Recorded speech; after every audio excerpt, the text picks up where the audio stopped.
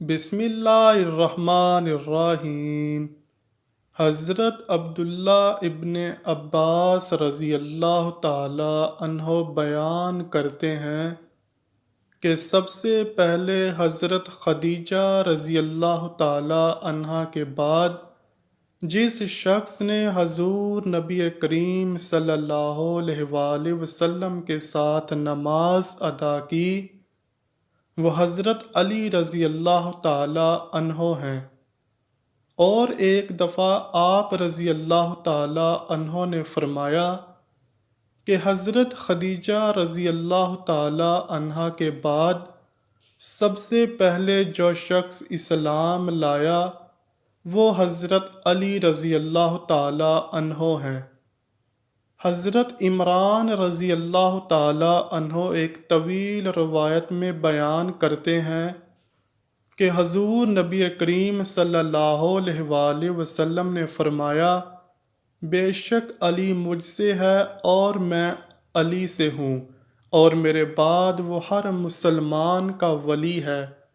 حضرت محمد مصطفیٰ صلی اللہ علیہ وآلہ وسلم فرماتے ہیں کہ میں علم کا شہر ہوں اور علی اس کا دروازہ ہے۔ اللہ تعالیٰ نے حضرت علی رضی اللہ تعالیٰ عنہ کو دنیا کے علوم سے نوازا۔ آپ کی ذات گرامی ایک پوشیدہ حقیقت ہے جسے آج تک کوئی مکمل کھوج نہیں سکا۔ حضرت علی رضی اللہ تعالیٰ عنہ دارالعلوم ہے۔ کائنات کے تمام علوم سے اللہ نے آپ کو آشناس کر دیا۔ حضرت علی رضی اللہ تعالی عنہ جب بھی محفل میں تشریف فرما ہوتے، لوگوں کو اجازت دیتے اور فرماتے، اے لوگو، اگر تم کسی معاملے میں رہنمائی چاہتے ہو تو مجھ سے سوال کرو۔ ایک مرتبہ حضرت علی رضی اللہ تعالی عنہ کوفہ کی مسجد میں تشریف فرما تھے۔ مجمع میں شام سے آیا ہوا ایک مسافر بھی تھا۔ نہایت ادب سے کھڑا ہوا اور عرض کی، اے امیر المؤمنین، مجھے کچھ سوالات میں تشویش ہے۔ میں آج یہاں آپ کی موجودگی کا سن کر آپ سے چند سوالوں کے بارے میں جاننے کے لیے آیا ہوں۔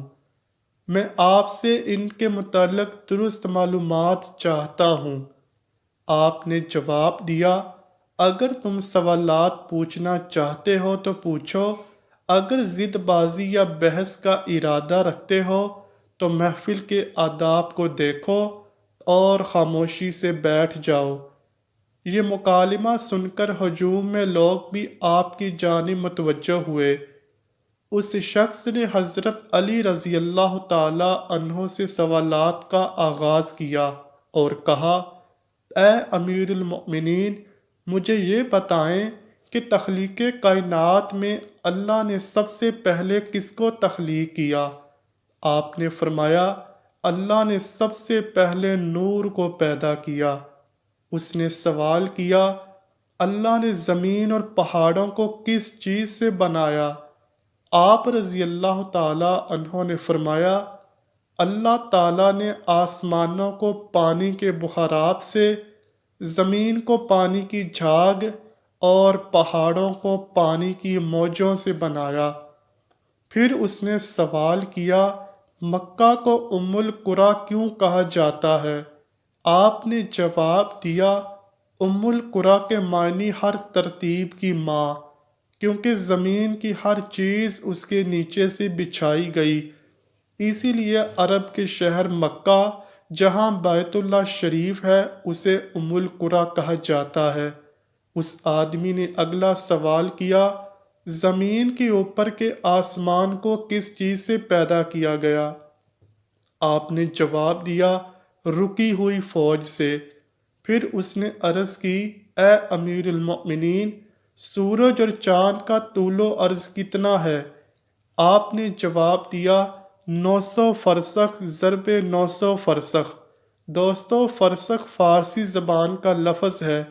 ایک فرسخ میں 10 کلومیٹر لمبائی گنی جاتی ہے۔ اس نے اگلا سوال کیا، ستارے کا طول و عرض کتنا ہے؟ آپ نے جواب دیا 12 فرسخ ضرب 12 فرسخ۔ اس اجنبی نے نہایت ادب سے درخواست کی، اے امیر المؤمنین، جیسا کہ قرآن میں 7 آسمانوں کا ذکر ہے، آپ ہمیں ان 7 آسمانوں کے نام اور ان کے رنگ بیان کر دیجئے۔ آپ نے فرمایا، جو آسمان زمین کے اوپر ہے اس کا نام رفیع ہے، اور وہ پانی، بخارات اور دھول سے بنا ہوا ہے۔ دوسرے آسمان کا نام کزوم ہے، اور اس کا رنگ تانبے جیسا ہے۔ تیسرے کا نام مدون ہے، اور اس میں ملے جلے رنگ ہیں۔ چوتھے آسمان کا نام ارفلون ہے، اور اس کی رنگت چاندی جیسی ہے۔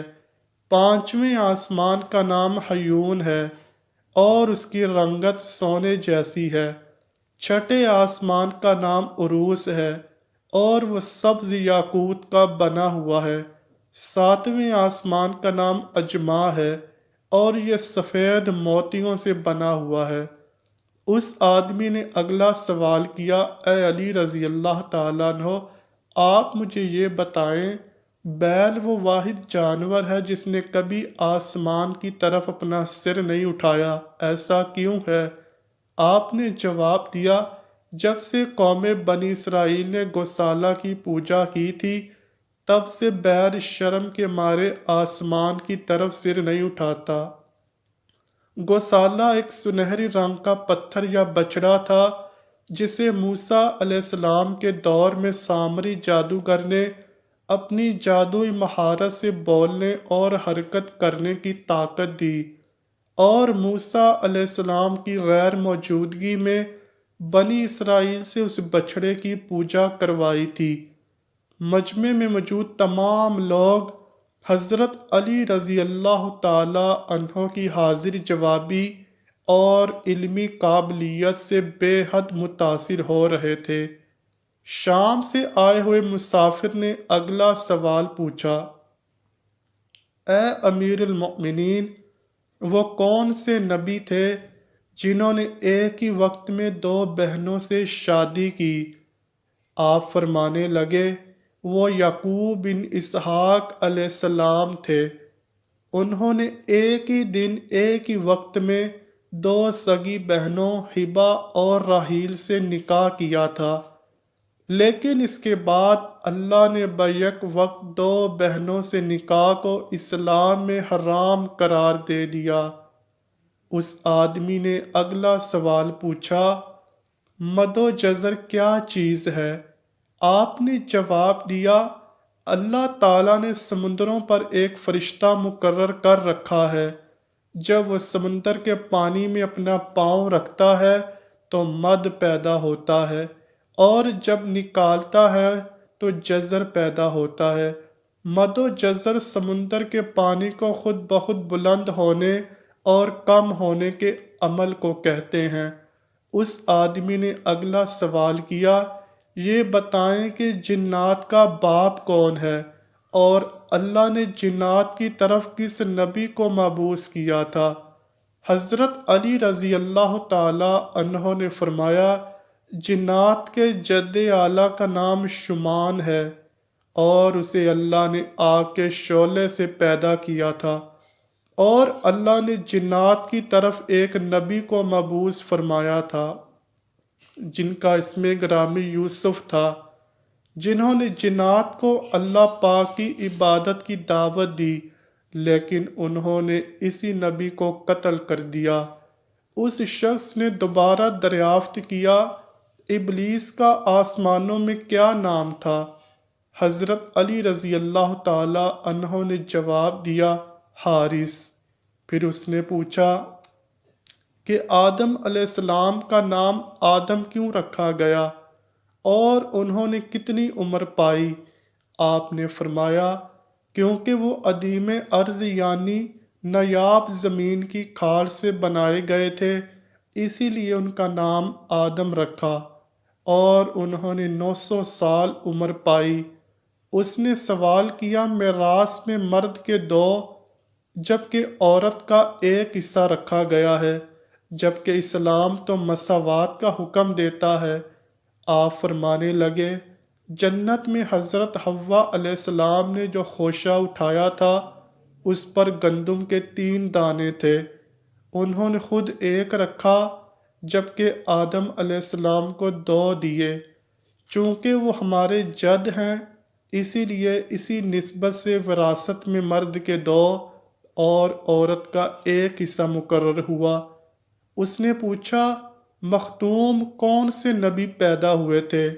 آپ نے فرمایا، اللہ نے آدم علیہ السلام، ان کے بیٹے شیس علیہ السلام، حضرت ادریس علیہ السلام، سان بن نوح علیہ السلام، حضرت داؤد علیہ السلام، حضرت سلیمان علیہ السلام، حضرت لوط علیہ السلام، حضرت اسماعیل علیہ السلام، حضرت موسیٰ علیہ السلام، حضرت عیسیٰ علیہ السلام اور حضرت محمد مصطفیٰ صلی اللہ علیہ وآلہ وسلم کو مختوم پیدا فرمایا تھا۔